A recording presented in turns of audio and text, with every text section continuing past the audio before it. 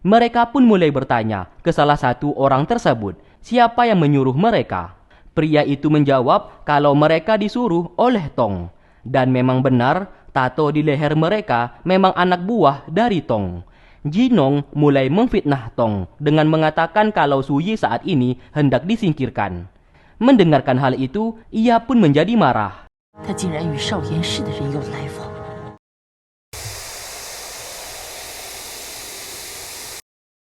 Kecurigaan Suyi semakin besar di saat ia tak sengaja melihat Tong sedang berbisik sesuatu hal dengan Suanji. Melihat hal itu, ia semakin yakin Tong berniat menyingkirkannya dari suku Wu Jianmen.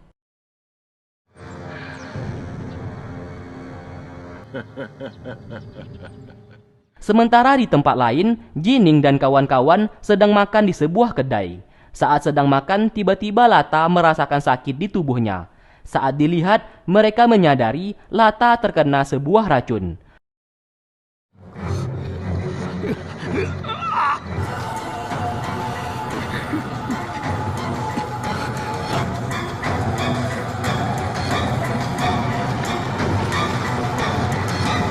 Muzi berkata ia mengenal racun tersebut karena murid-murid yang menjaga ruangan rahasia juga terkena racun tersebut dan saat ini masih lumpuh. Jining menjawab racun yang didapatkan oleh Lata saat mereka bertarung melawan siluman di rumah bordil kemarin. Mereka pun lalu keluar untuk mencari beberapa murid yang kemarin juga terkena racun agar bisa mendapatkan informasi.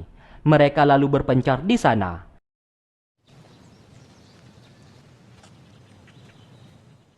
Sesaat, Yu'er tak sengaja mendengarkan seseorang sedang bicara di dalam goa.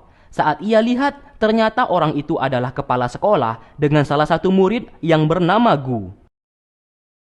Hasil percakapan itu terdengar Gu mengatakan kalau ia sengaja mempelajari ilmu hitam supaya menjadi kuat. Dengan cara seperti itu, barulah ia tidak akan diremehkan lagi oleh murid lainnya, mengingat ia merupakan murid senior. Kepala sekolah memintanya untuk tetap tenang dan tidak usah mempelajari lagi ilmu hitam tersebut. Lalu tiba-tiba dari belakang, Guru Chan langsung membuat Yu'er menjadi pingsan.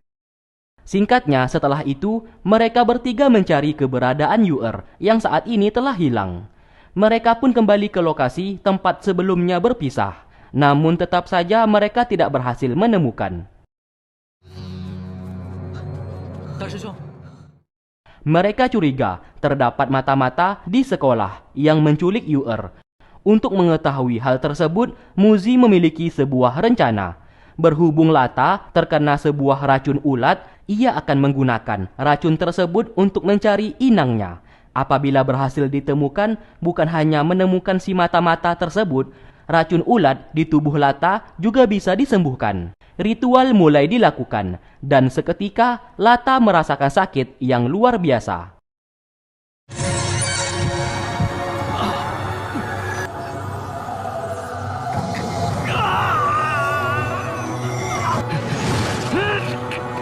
Ia pun berlari untuk mencari inangnya.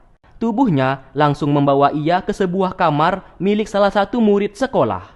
Jining bersama Muzi segera mencari inang dari racun ulat tersebut.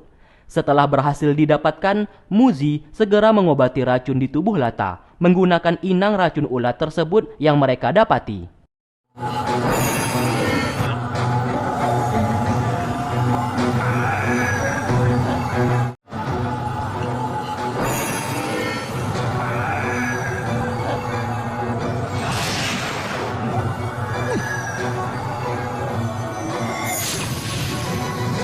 Akhirnya, Muzi berhasil menghilangkan racun di tubuh Lata berkat ritual yang telah ia lakukan. Secara kebetulan, Gu datang ke sana. Mereka yang menyadari itu adalah kamar milik Gu langsung mengejarnya. Yang bisa dipastikan mata-mata di sekolah adalah dirinya. Pelarian Gu terhenti di saat Guru Chan menghadang. Alhasil, Gu dibawa untuk menghadap agar bisa disidang oleh kepala sekolah. Namun terlihat kepala sekolah tidak berada di aula tersebut. Di hadapan Guru Chan, Gu mengakui kalau ia yang memiliki racun ulat tersebut. Ia juga mengaku telah mempelajari ilmu hitam supaya bisa menjadi kuat karena ia iri kepada murid lainnya, terutama Jining. Ia merasa telah menjadi murid senior, namun tidak pernah dianggap dan selalu diremehkan. Sementara Jining baru saja masuk ke sekolah, telah mendapatkan banyak sekali misi dan tugas yang membuatnya menjadi terkenal. Lata lalu memintanya jujur siapa orang yang menyuruhnya menjadi mata-mata dan kenapa membantu suku Wu Jianmen untuk mencuri kitab Zenggu. Asalkan ia berkata jujur, Lata berjanji kepala sekolah akan mengampuninya. Gu seketika memandang Guru Chan dan terlihat Guru Chan bersiap untuk menyerangnya. Lalu dari arah belakang, kepala sekolah datang ke sana. Gu lalu berlari untuk meminta perlindungan. Seketika ia pun dibunuh oleh Guru Chan.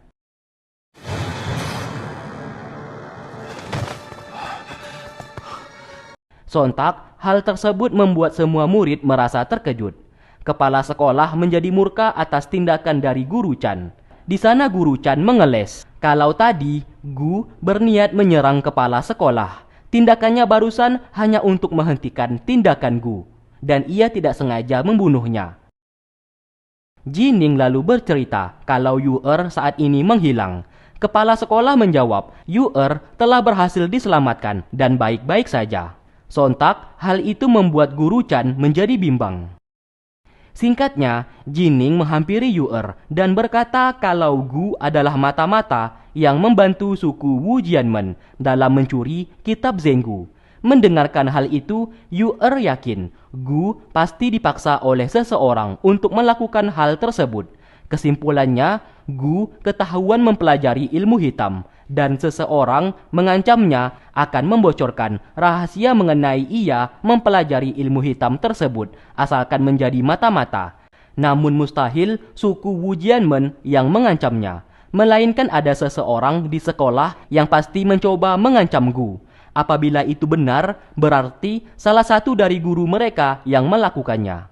Yu-er lalu menemui kepala sekolah dan juga menceritakan kecurigaannya terhadap salah satu guru di sekolah yang telah mengancam Gu. Kepala sekolah membenarkan perkataannya dan ia juga yakin akan hal tersebut. Sesaat, Yu-er bertanya alasan kepala sekolah menemui Gu di dalam goa kemarin. Kepala sekolah berkata jujur kalau waktu itu ia sudah tahu Gu mempelajari ilmu hitam dan sedang diancam oleh seseorang untuk menjadi mata-mata. Kepala sekolah ingin ia jujur siapa orang tersebut, namun di saat itu juga Gu tidak mau jujur.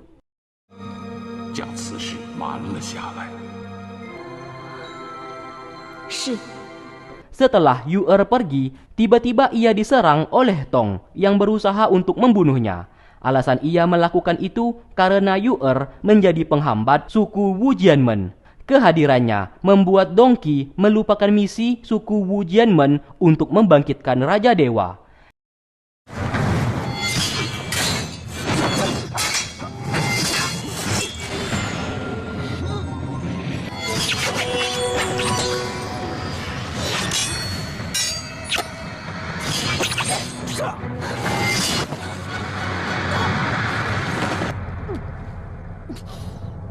Secara bersamaan, Dongqi merasakan nyawa Yu-er dalam bahaya.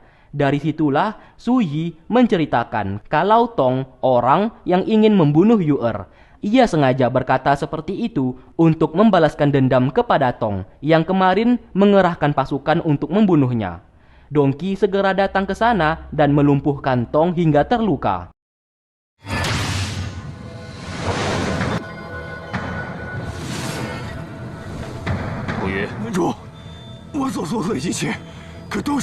Tak lama kemudian, Jining yang melihat itu segera membawa Yu-er pergi dari sana dan membuat perhitungan kepada suku Wu Jianmen karena membuat Yu-er terluka.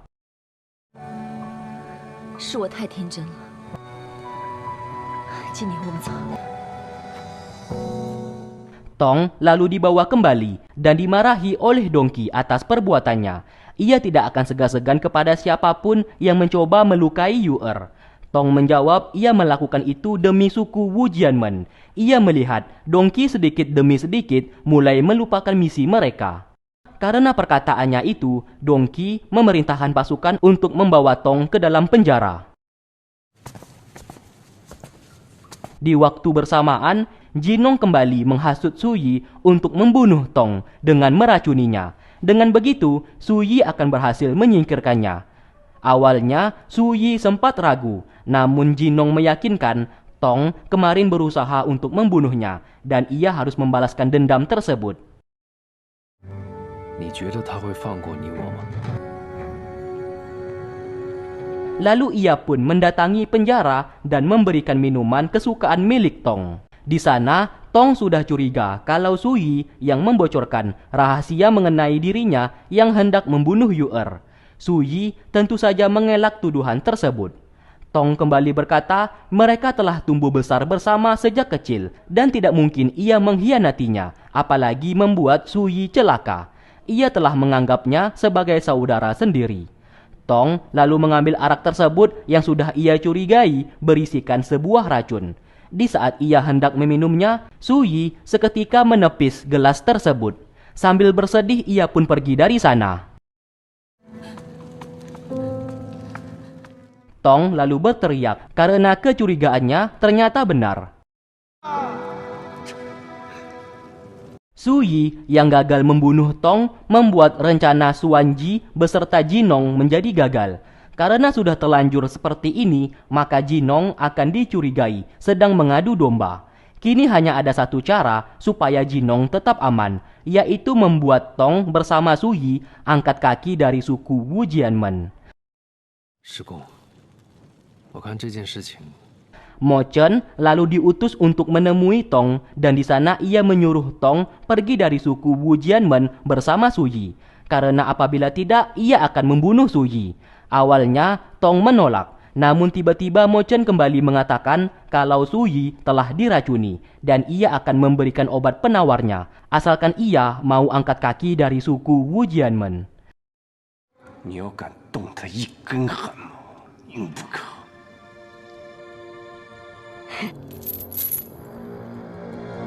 Mau tidak mau, Tong menghadap ke Dongki.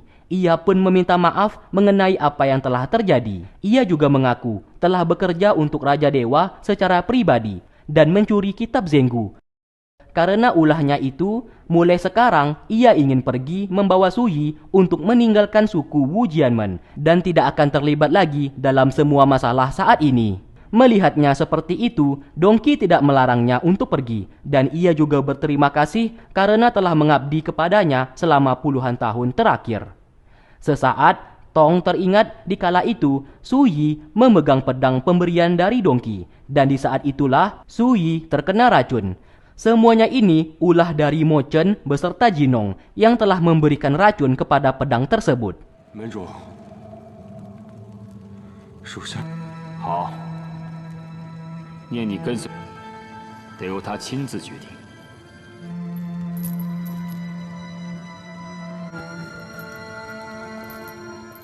Di lain sisi, Bunga dihampiri oleh beberapa pasukan kerajaan dan menangkap seseorang yang ingin bertemu dengannya.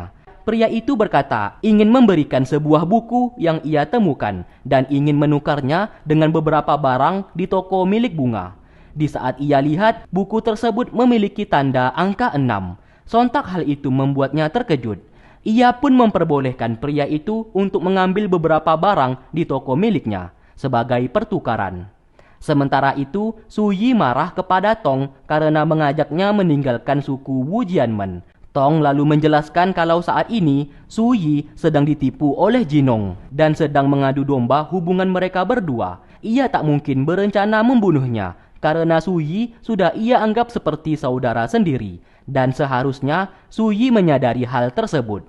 Jinong saat ini pasti berencana menguasai suku Wu Jianmen. Mendengarkan ceritanya, Suyi semakin tidak mau pergi dan ia akan tetap berada di sana untuk menjaga Dongki, ketua mereka. 现在说这些都不重要了，所以我才叫你来这儿。 Buku itu lalu diserahkan kepada Jining karena mereka sedang mencari buku yang hilang di lorong nomor 6 di ruangan rahasia. Saat melihatnya, Jining tidak tahu isi dari tulisan tersebut. Bunga yakin isinya pasti mengenai kejadian 20 tahun yang lalu di saat suku Yuchi dan suku Fang dibinasakan.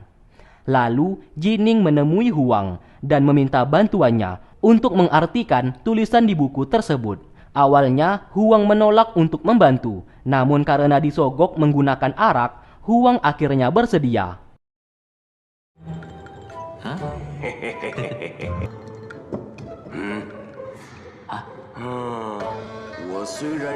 Singkat cerita, ia berhasil mengartikan setiap isi dari tulisan buku tersebut yang ditulis lagi ke dalam sebuah gulungan kertas. Saat dibaca, Jining akhirnya tahu suku Yuchi dan suku Fang dihancurkan atas perintah dari Raja Dewa menggunakan suku Wu Jianmen. Karena kedua suku tersebut diperintahkan oleh Dewa Nuwa untuk menjaga segel yang membelenggu Raja Dewa.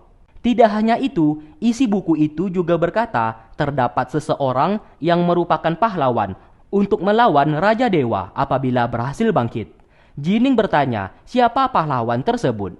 Huang menjelaskan kalau dulu Dewa Nuwa menurunkan sebuah benih yang dianugerahi kekuatan besar, yang nantinya benih tersebut menjadi seorang pahlawan untuk mengalahkan Raja Dewa apabila kembali bangkit.